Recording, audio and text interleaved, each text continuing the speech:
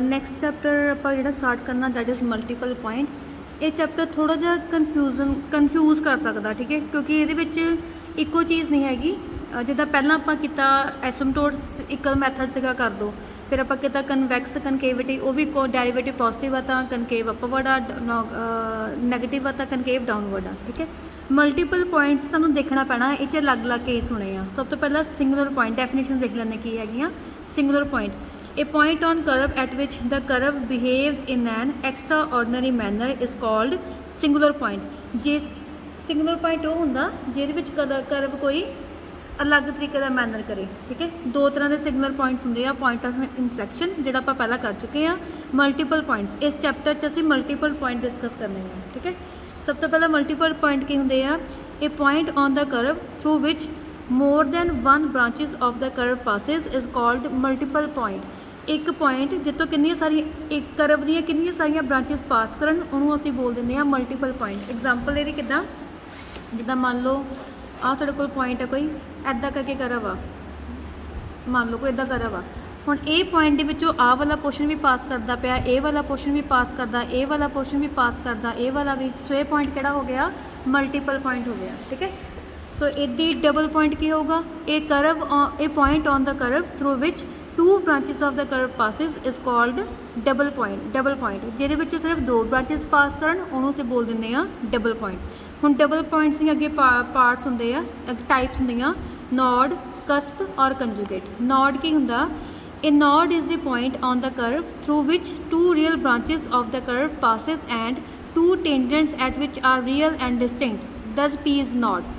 Example की दी है, हुण आ पॉइंट P हैगा, एक ब्रांच ए होगी, एक ब्रांच ए होगी, दो ब्रांचेस पास कर गई, ए वाली ते ए टेंजेंट होना, ए वाली ते ए टेंजेंट होना, मेरे को दो अलग अलग टेंजेंट आ गए, ठीक है, दो अलग अलग ब्रांचेस हैगियां।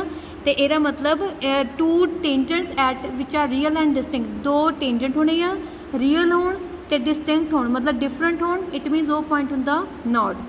नैक्सट हैगा cusp, a double point on which the curve through a double point on the curve through which two real branches of the curve passes and a tangent at which are real and coincident then the point is called cusp। जिदा आ point आ, मान लो एक branch ए आ, एक point A आ, ठीक है, यादा कर लो, थोड़ा होर उपर बना देने आ टेंजेंट, एक टेंजेंट ही बनूगा पी ते, ਇਹਦਾ मतलब ए पॉइंट ਕਿਹੜਾ ਹੋ ਗਿਆ? ਕਸਪ ਹੋ ਗਿਆ, ਜਦੋਂ ਸਾਡੇ ਕੋਲ ਸਿਰਫ ਇੱਕ ਟੇਂजेंट ਹੋਵੇ। ਲਾਸਟ ਹੈਗਾ conjugate point. A conjugate point on a curve is a point in the neighborhood of which there is no real point of the curve। ਹੁਣ ਆਹ ਪੁਆਇੰਟ ਆ, ਇਹਦੇ ਨੇਬਰਹੁੱਡ ਵਿੱਚ ਮਤਲਬ ਨੇੜੇ ਤੇੜੇ ਕੋਈ ਵੀ ਕਰਵ ਦਾ ਪੁਆਇੰਟ ਹੈ ਨਹੀਂ, ਐਂਡ ਉਹਨੂੰ ਅਸੀਂ ਕਿਹੜਾ ਪੁਆਇੰਟ ਬੋਲਾਂਗੇ? Conjugate point. Two tangents at conjugate points are in general imaginary. ਇੱਥੇ ਜਿਹੜੇ ਟੇਂਜੈਂਟ ਬਣਨੇ ਆ ਇਮੈਜਨਰੀ ਹੁੰਦੇ ਆ, ਠੀਕ ਹੈ, ਸਮਟਾਈਮ ਕਹਿੰਦਾ ਰੀਅਲ ਵੀ ਹੋ ਸਕਦੇ ਆ। Conjugate point is also called isolated, ਇਹਨੂੰ ਅਸੀਂ ਆਈਸੋਲੇਟਿਡ ਪੁਆਇੰਟ ਵੀ बोल देंगे हैं, ठीक है। हुण तरीका की हैगा, ये दो मैथड हैगे आ पता करन दे, ठीक है। पहला की हैगा वर्किंग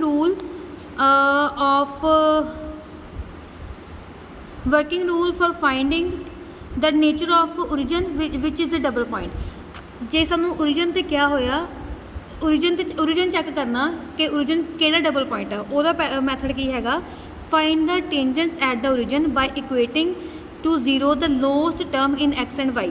जे असी सिर्फ ओरिजिन में चैक करना हो कि ओरिजिन केड़ा वाला पॉइंट हैगा, डबल पॉइंट मतलब कि नॉड आ, कस्प आ के कंजूगेट आ, ठीक है। फिर की करना, सब तो पहला कहता कि टेंजेंट पता करो। टेंजेंट किद्दां पता करने आ? ओरिजिन ते किद्दां पता करने आ? Equating to zero the lowest degree term in x and y of the equation of the curve. ਅਸੀਂ ਸਭ ਤੋਂ ਘੱਟ ਡਿਗਰੀ ਲੈਣੀ ਆ, ਜਿੱਦਾਂ ਅਸੀਂ ਐਸਮਟੋਡ 'ਚ ਹਾਈਐਸਟ ਡਿਗਰੀ ਲੈਂਦੇ ਸੀਗੇ, ਇਹਦੇ ਵਿੱਚ ਲਵਾਂਗੇ ਸਭ ਤੋਂ ਘੱਟ ਡਿਗਰੀ, ਉਹਨੂੰ ਕੀ ਕਰ ਦੇਣਾ? ਜ਼ੀਰੋ ਦੇ ਇਕੁਅਲ ਪੁੱਟ ਕਰ ਦੇਣਾ, ਠੀਕ ਹੈ।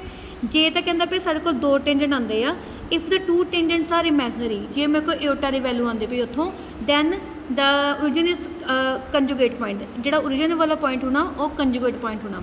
सैकेंड हैगा if two tangents are real and coincident then the origin is cusp और कंजूगेट। जे कहता पिया कि साढ़े को दो टेंजेंट एक ही वैल्यू आवे, या वो कस्प हो सकता या वो कंजूगेट हो सकता, ठीक है। तीजा if the two tangents are real and distinct then origin या नॉड हो सकता या कंजूगेट हो सकता। देखो ਜਦੋਂ ਤਾਂ ਇਓਟਾ 'ਚ ਆਊਗਾ ਫਿਰ ਤਾਂ ਪਰਟੀਕੂਲਰ ਪਤਾ ਹੀ ਹੈ ਕਿ ਕੰਜੂਗੇਟ ਹੈਗੇ ਆ। ਜੇ ਸਾਡੇ ਕੋਲ ਇੱਕ ਹੀ ਰੂਟ ਆਊਗਾ ਤਾਂ ਕਸਪ ਹੋ ਸਕਦਾ ਜਾਂ ਕੰਜੂਗੇਟ ਹੋ ਸਕਦਾ। ਜੇ ਸਾਡੇ ਕੋਲ ਦੋ ਅਲੱਗ-ਅਲੱਗ ਆਉਂਦੀਆਂ ਜਾਂ ਨੋਟ ਹੋ ਸਕਦਾ ਜਾਂ ਕੰਜੂਗੇਟ ਹੋ ਸਕਦਾ। ਇਸ ਤੋਂ ਅੱਗੇ ਸਾਨੂੰ ਫਿਰ ਚੈੱਕ ਕਰਨਾ ਪੈਂਦਾ ਹੈ ਨਾ। ਉਹ ਕਹਿੰਦਾ ਪਿਆ to be sure examine the nature of the curve in the neighbourhood of origin. ਅਸੀਂ ਓਰੀਜਨ ਦੇ ਨੇਬਰਹੁੱਡ ਵਿੱਚ ਕਰਵ ਦੀ ਨੇਚਰ ਚੈੱਕ ਕਰਨੀ ਆ। If the curve has real branches through origin, ਜੇ ਤਾਂ ਦੀਆਂ ਰੀਅਲ ਬ੍ਰਾਂਚਿਸ ਆਉਂਦੀਆਂ ਪਈਆਂ ਦੈਨ ਇਹ ਨੋਟ ਹੋਣਾ। ਜੇ ਰੀਅਲ ਬ੍ਰਾਂਚਿਸ ਨਹੀਂ ਆਉਗੀਆਂ, ਜੇ ਇਓਟਾ ਆਉਂਦਾ ਹੋਊਗਾ ਤਾਂ ਫਿਰ ਕੰਜੂਗੇਟ ਹੋਏਗਾ। ਇੱਦਾਂ ਹੀ ਜੇ ਸਾਡੇ ਕੋਲ ਸੇਮ ਵੈਲਿਊ ਆਉਂਦੀ ਪਈ ਆ ਇਹਦਾ ਮਤਲਬ ਫਿਰ ਉਹ ਕਸਪ ਹੋਏਗਾ। ਠੀਕ ਹੈ। ਸੋ ਅੱਗੇ for test for nature of the curve at origin, ਇਹ ਅਸੀਂ ਦੁਬਾਰਾ ਦੇਖ ਲੈਂਦੇ ਹਾਂ। ਠੀਕ ਹੈ, ਇਹ ਪੜ੍ਹ ਲਓ ਚਲੋ, ਫਿਰ ਕੁਐਸਚਨ 'ਚ ਸਿੱਧਾ ਯੂਜ਼ ਹੀ ਕਰਾਂਗੇ। ਕੀ ਕਹਿੰਦਾ ਪਿਆ ਕਿ if the tangents at origins are y square is equal to 0, solve the equation of the curve for y neglecting all the terms of y containing powers above second। ਅਸੀਂ ਕਹਿੰਦਾ origin ਤੇ ਹੁਣ original nature ਕਿੱਦਾਂ check ਕਰਨੀ ਹੈ। ਆਪਾਂ ਕਿਹਾ ਨਾ examine the nature of the curve, nature of curve ਕਿੱਦਾਂ ਦੇਖਣੀ ਆ। If the tangents at origin are, ਮੰਨ ਲਓ ਟੈਂਜੈਂਟ ਸਾਡੇ ਕੋਲ y square is equal to 0 ਹੋ ਗਿਆ। ਕਹਿੰਦਾ then solve the equation the curve for y, ਮਤਲਬ ਆਪਾਂ y ਦੀ ਵੈਲਿਊ ਕੱਢਣੀ ਆ neglecting all the terms of y containing higher powers of y। ਮਤਲਬ ਜੇ ਸਾਡੇ ਕੋਲ y 'ਚ ਆਨਸਰ ਆਉਂਦਾ ਪਿਆ ਅਸੀਂ y ਸਕੇਅਰ ਤੋਂ ਵੱਡੀਆਂ ਪਾਵਰ ਸਾਰੀਆਂ ਨਿਗਲੈਕਟ ਕਰ ਦੇਣੀਆਂ। ਠੀਕ ਹੈ। If the values of y for small values of x are found to be real, ਜੇ ਅਸੀਂ y ਦੀਆਂ ਵੈਲਿਊਜ਼ x 'ਚ ਕੱਢਦੇ ਆ ਜਿਹੜੀਆਂ ਰੀਅਲ ਹੁੰਦੀਆਂ ਦੈਨ ਉਹ ਕੀ ਹੋਊਗਾ, ਜੇ ਰੀਅਲ ਹੋਈਆਂ ਤਾਂ ਨੋਟ ਹੋਣਾ, ਅਦਰਵਾਈਜ਼ ਉਹ ਕੰਜੂਗੇਟ ਪੁਆਇੰਟ ਹੋਣਾ। ਠੀਕ ਹੈ। ਇਹਦੀ ਸੇਮ ਚੀਜ਼ ਜੇ ਮੇਰੇ ਕੋਲ x ਇਜ਼ ਇਕੁਅਲ ਟੂ 0 ਆ ਗਿਆ ਫਿਰ ਅਸੀਂ ਸੋਲਵ ਕਿੱਲੀ ਕਰਨਾ, x ਨੂੰ ਸੋਲਵ ਕਰਨਾ, ਹਾਈਐਸਟ ਪਾਵਰ ਨੂੰ ਆਪਾਂ 'ਚ ਵੀ ਰਿਮੂਵ ਕਰ ਦੇਣਾ। ਇੱਕ ਅੱਧਾ ਕੁਐਸਚਨ ਇਹਦੇ ਨਾਲ ਦਾ ਕੋਈ ਦਿਖਾਉਂਦੀ ਆ ਫਿਰ ਤੁਹਾਨੂੰ ਥੋੜ੍ਹਾ ਜ਼ਿਆਦਾ ਕਲੀਅਰ ਹੋਏਗਾ। ਐਗਜ਼ਾਮਪਲ ਹੀ ਕਰਵਾ ਦੇਣੀ ਹੈ। ਠੀਕ ਹੈ।